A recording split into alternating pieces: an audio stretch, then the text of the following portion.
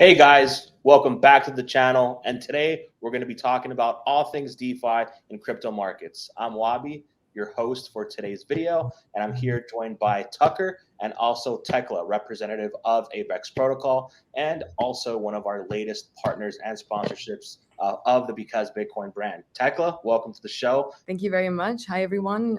Glad to be here. Thanks for the introduction. My name is Tekla. I'm head of business development at ApeX Protocol. Very briefly, ApeX is a non-custodial, permissionless, decentralized DEX. We offer perpetual contracts on an order book model. We've been around since November 2022, so just coming up on the 1-year anniversary of the product.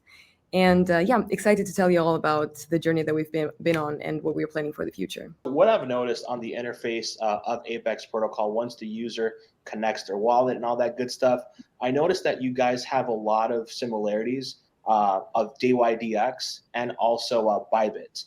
And I'm a former user of Bybit. Being a US citizen, I'm not really able to access that, unfortunately. But with ApeX Protocol, it kind of gives me that same feeling of not only deep liquidity, but also easy to access. So what is it exactly about ApeX that sets itself apart from other competitors? And what do you guys have in the pipeline for users that want more of an immersive experience on the derivative side of things? Great observation. I think that let's start off right there. The order book interface, the user friendliness.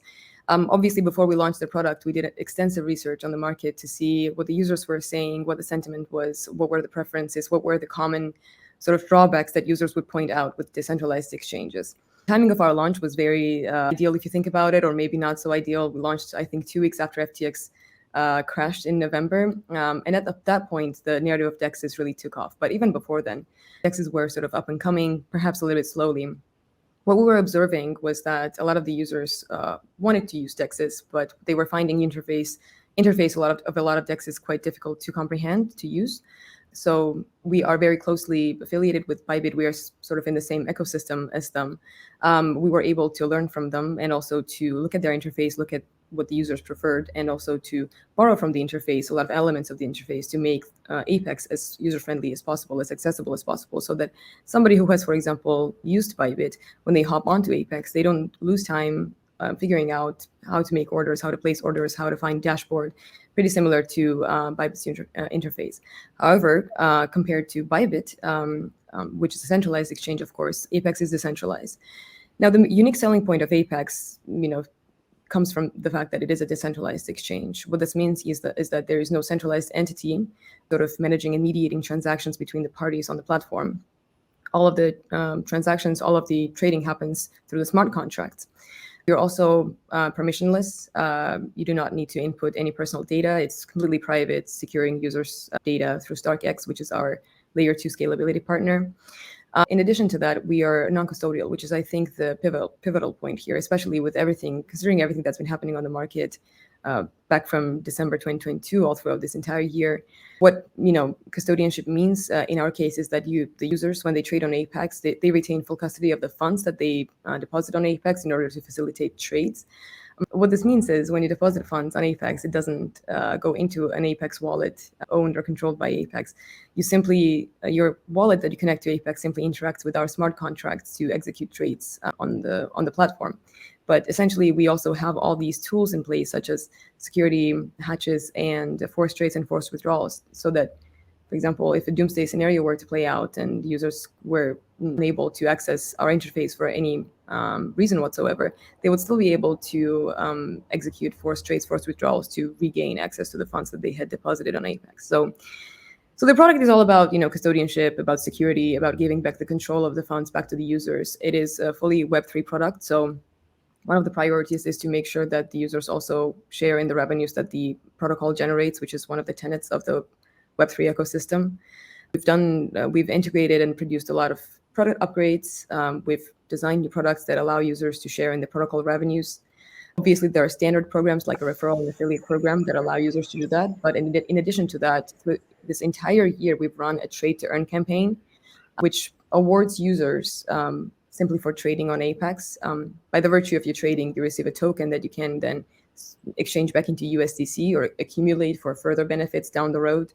We also have a staking program The main difference between our staking program and staking programs on other platforms that you would see is that on ApeX, your staking yield increases if you are trading also on ApeX. So your trading contributes to your earnings on within the scope of the staking program. And the last sort of revenue sharing opportunity that we have given to our users is a product that we're calling SLP Smart Liquidity Pool, which is essentially an opportunity for users to become market makers for ApeX and earn passive income that way.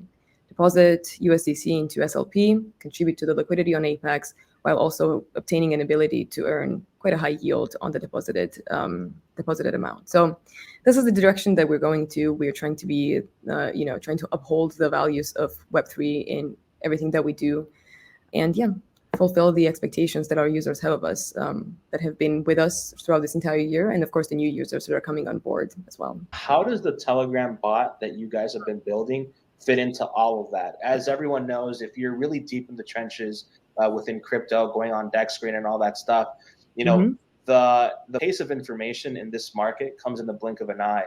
And some people, they'd rather just use a Telegram bot and snipe some contracts and all that stuff. So as far as the bot that you guys have been building, and I know that's sort of an emerging trend, how does that fit in with the ApeX product? Yeah, so the fact that ApeX is decentralized, the decentralized nature has given us the ability to ensure that we diversify trading terminals and trading signals that we give to our users. So trading bot comes into play within the scope of increasing accessibility for users. Obviously, we have an app that you can use on your phone as well, but so many of the users in general, as you said, are on Telegram, track signals on Telegram, members of the groups on Telegram that give them some sort of information about what's happening on the market. So the bot is just an easy way to access your ApeX account from within Telegram. It allows you to, check your available balance, sync login status, your positions, open positions. Right now, obviously, this is the first version of Telegram bot that we have introduced. It's going to get upgraded in the future as well. We're going to be adding more functionality to it. In addition to, we're also planning to integrate a feature that would allow the bot to give you signal, give you news about what's happening on the market on the go, so that you can receive the market news from within the bot, which will allow you to react to them in quite a speedy manner as well. So it fits within the whole, the wider mission to build this product that is going to be accessible for everyone, that is going to diversify tools and terminals, and something that is going to make it easier for users to react on the go, as you just mentioned. So one thing, not to make this a price-based discussion, over the last 24 hours, we've seen quite the price pump across the crypto market. We've seen BTC have a 15+% candle. Currently, right now, I think Bitcoin is pressing up against the early 34K mark. And, as everyone knows, out of a bear market and the price continues to increase, more attention starts to focus on things outside of Bitcoin, right? Usually Bitcoin pumps, and then the altcoin and the other sectors of speculation start to grab more attention. And this is really on the cusp of a Bitcoin ETF. And, we're having a lot of institutions really pour in on, what is this asset class all about? And we even have some news about an Ethereum spot ETF. So with that being said, I'm sure there's going to be more broader based ETFs that focus on the other asset classes, the digital assets. So for you guys in ApeX protocol, are you guys seeing a trend emerge where there are larger entities from institutions that are coming to you guys for advice or even guidance on how to pour in their liquidity into DEXs like ApeX? There definitely has been an increased interest across the board in DEXs, which gives us a lot of encouragement for what's going to come into the future, and the sort of interest also from the retail users and generally just sector, I guess. DeFi has been picking up a lot of speed. I think this year has been pivotal for that. What you're mentioning, all of that, I think is going to play even more pivotal part in ensuring that the DeFi is the future.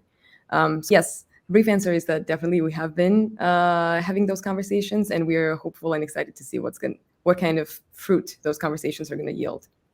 Yeah, and I'm glad, these developments have occurred over the last couple of months, because, it wasn't that long where people were super distressed about, the runway for their project.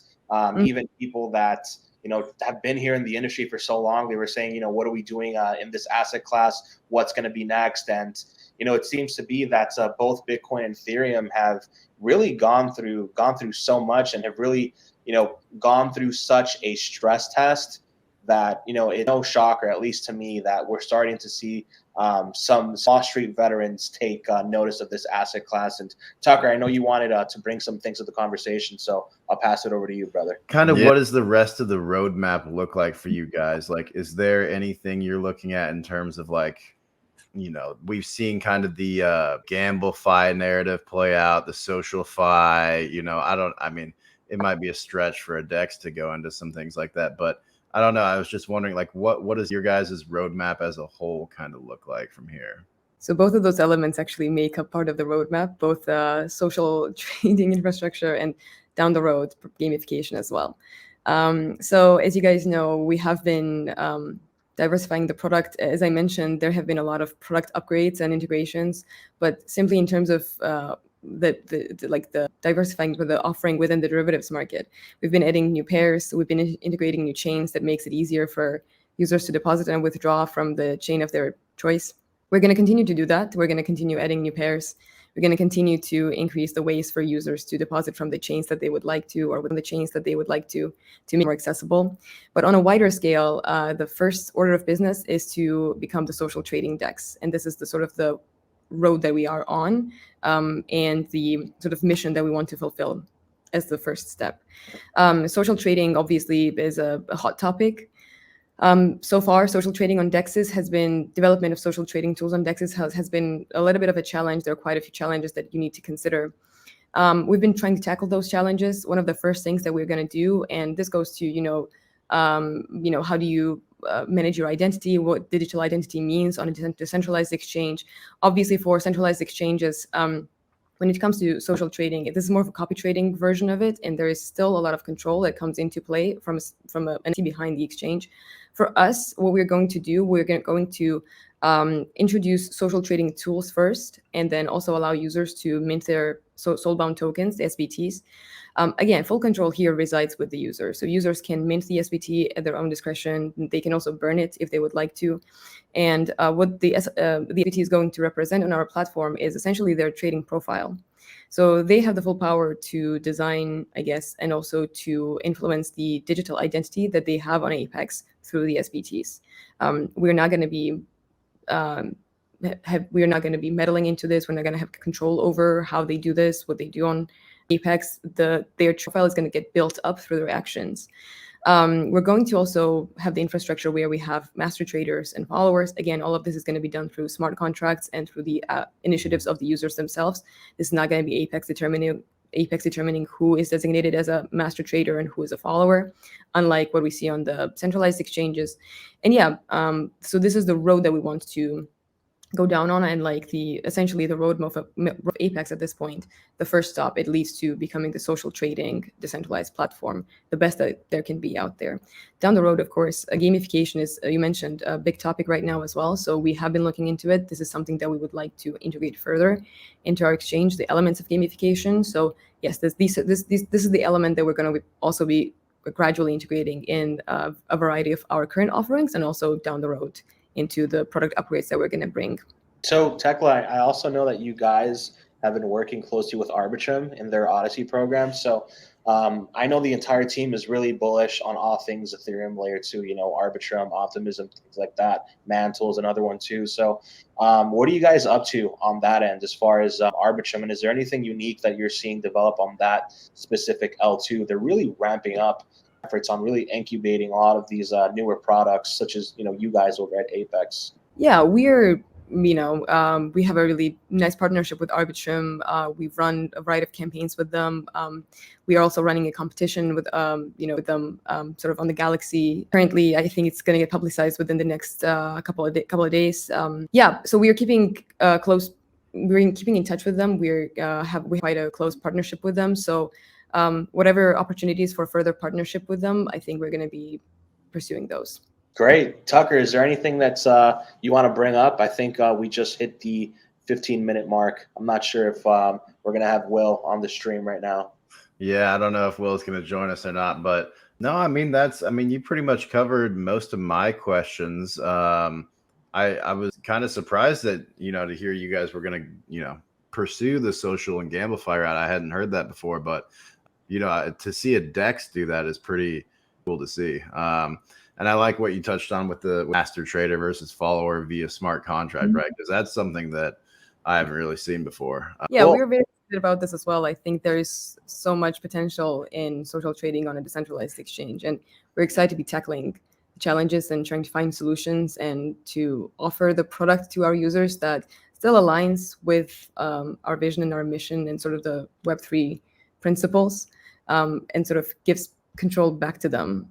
So yeah, exciting things are in store for ApeX and its users. So before we wrap up, I guess I can ask, pretty flat out question. What are you seeing as far as the market goes from a user participant? Are you seeing more volume being poured into DEXs? Are you seeing more daily trades happen, right? Usually during bear markets, right? People probably only do like, one trade every other week. So as far as from a user perspective, are you seeing, wallet accounts do more active trades? Are you seeing them, LP their assets more? So I know you have experience, from looking at the protocol basically since inception. So what have you been seeing now that you weren't really noticing at the beginning of the year when liquidity conditions were a lot more restrictive? And quite honestly, at the start of the year, things weren't really looking so great. Definitely. It has been a roller coaster of a year, definitely. So the past couple days have been a big boost to our confidence as well. The market finally moved, and we saw that reflected in the trading volume on ApeX as well. I can only speak about ApeX, obviously. What we have been seeing generally during the year is, yes, it has been, as I mentioned, a roller coaster of a year. The market has been changing quite a bit, has been fluctuating. However, the cause for confidence for us has been the fact that we have been seeing a steady growth in the user count. Yes, maybe trading volume hasn't been fantastic, but that is the case generally market-wide, so it's about managing expectations.